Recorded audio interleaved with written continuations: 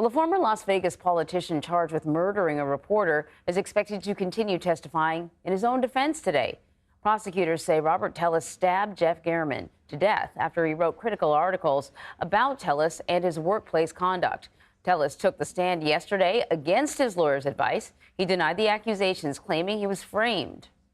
And right now I want to say unequivocally, I'm innocent. I didn't kill Mr. Gehrman.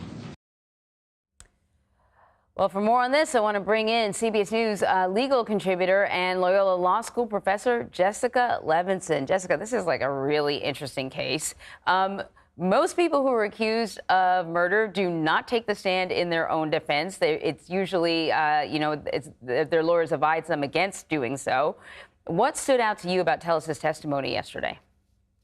Well, and Anne-Marie, as you said, his lawyer told him not to in this case as well. But a lawyer can't say you're not allowed to. I think based on what we heard yesterday, we all understand why his lawyer said it's better not to testify.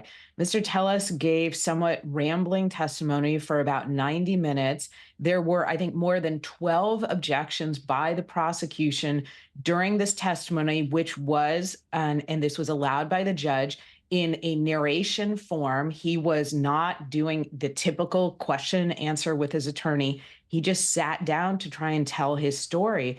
The problem is that there really was no through line. He gave a lot of opinion, which is improper. And the judge even said to him, you have to stick to the facts here. You cannot give your opinion. And he's still subject to evidentiary rules. And that's why there were all those objections by the prosecution. So yes, very, very rare to see a defendant get on the stand. It really only happens when the defendant insists or everybody agrees there's going to be a guilty verdict unless that person gets on the stand. And I think we're seeing now, and we will certainly see later, all of the pitfalls of a defendant deciding to take the stand. I mean, I imagine he thought he could influence the jury if he could just speak to them directly. But did he leave himself vulnerable? Did he give gifts to the prosecution?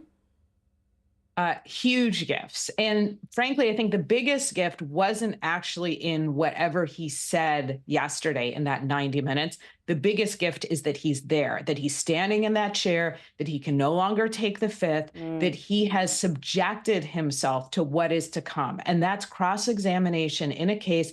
And I know you know this, and I know the viewers know this too, where there is so much evidence against him, where the investigators found his DNA under the victim's fingernails, where clothing that was linked to the crime was found in his house, where a car that was linked to his family was found in the victim's area. So now, because he's put himself in that chair, it's not anything he said, it's being there, deciding to testify, we can expect a very vigorous cross-examination by the prosecution. Indeed, and 48 Hours did an excellent retelling of this case. If anyone's interested, Jessica Levinson, thank you very much. Thank you.